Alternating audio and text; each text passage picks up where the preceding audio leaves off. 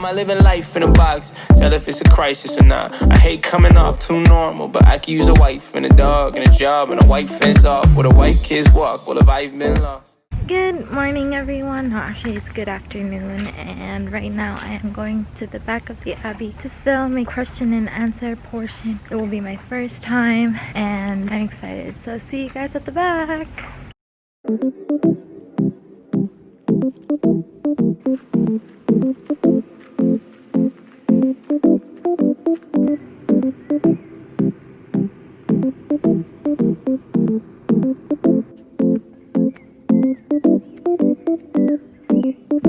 Disturbing the peace with some peace of mind. Sleeping in jeans, I'ma need a night.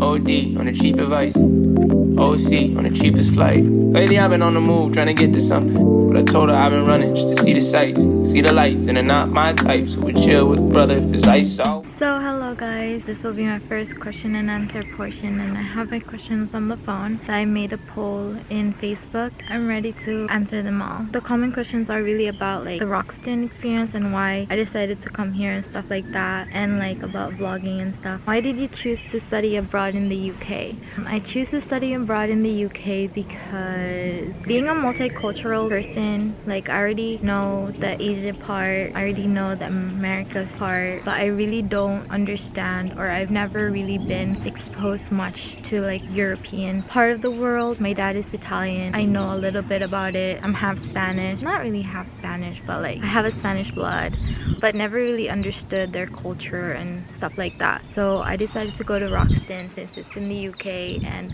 I really thought that UK was part of England but it's actually the opposite. So see, I'm learning just by coming here. I really learned a lot, and it checked my bucket list of understanding that part of the world. And it just happened that Wroxton is part of my college, so it was easy for me. I didn't really have to spend much other than personal expenditure because my tuition kind of like transfers since it's their own campus. I'm going to like explain that later, how this whole Wroxton thing, Wroxton College works. So what's your favorite color? My favorite color is blue and pink.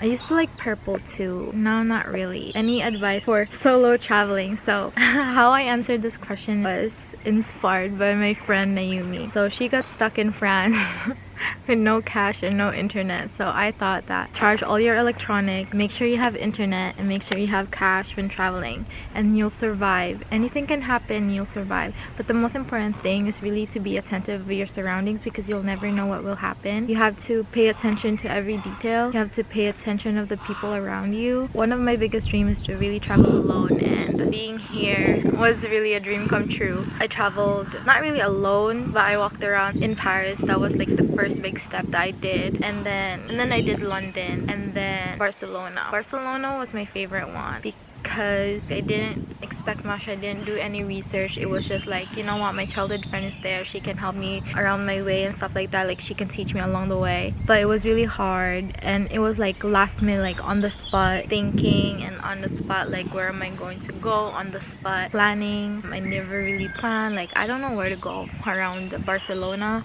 but I just decided on the spot, and it was very like the most spontaneous travel I've ever done, and it was fun. And it's kind of like partly my fault, but I enjoyed for not planning ahead of time. So where do you get your fashion inspiration from? So I got my fashion inspiration lately from, no, hold up. Okay, so before coming here to the UK, I've been researching on what to wear because, you know, I want to blend in with the crowd, with the citizens, the British people, because the more they will notice you as a tourist, the more you'll be prone to like crime. So pickpocketing is really number one, and I wanted to avoid that. The only way to avoid that is by blending with the people. I researched and I found two YouTubers, Josie and Freddie. She's like 23, I guess, and she's still like pinkish, grayish, neutral colors, and really like teenage kind of like style, which I want to be in that, you know, fashion mindset sometimes. But sometimes I also want to be like a ladylike, mature wise. So